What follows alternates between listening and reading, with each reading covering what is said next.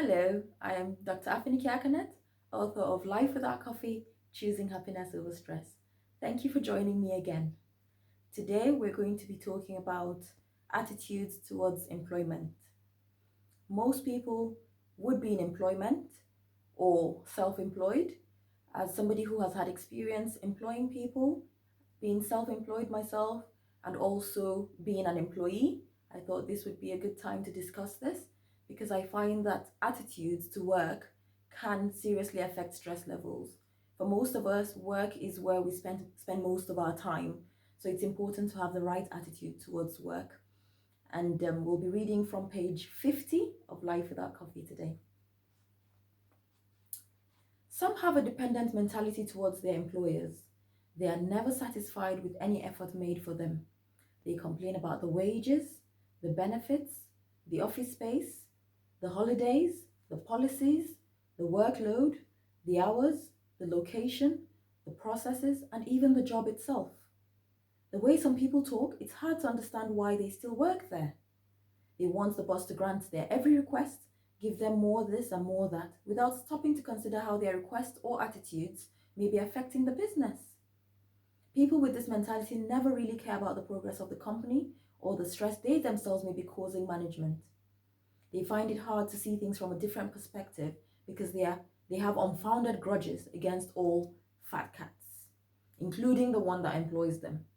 Some are so neck deep in this dependent mentality that they constantly wish their employers bad without realizing that the downfall of their employer or boss could have a negative impact on them too. They want more money, more benefits, more paid holiday, but are not willing to give more to the company in any way. The dependent employees are usually the ones with the highest number of work absences, and they need the most motivation and input from management to do the jobs they are being paid for. Other employees that work hard and get promotions soon become disliked along with the employer because Ms. Dependent just hates anyone in authority, especially if they do not approve the inconsiderate leave or pay rise she requested. I'll leave it here, but as you can imagine, it continues and explains a bit more. I just thought, as we have some time off now, a lot of people are working from home. A lot of people have actually taken time off work, shielding because of the current coronavirus situation. It's a good time to reflect on our attitudes to our jobs, our attitudes to work, because that can be a big source of stress. If you're really not happy about what you do and where you are, this is a good time to look for other opportunities. If you have access to the internet, this is a good time to think about other things you can do, because you could actually become self-employed, you could actually turn your hobbies into a business, you can think of other ways to create an income for yourself and to help others in the process as well. Instead of complaining and being so negative and bitter and stressed for 48 weeks of the year for most people that you spend at work, why don't you do something about it now? I've always liked the saying that says, if you don't like where you are, move. You're not a tree.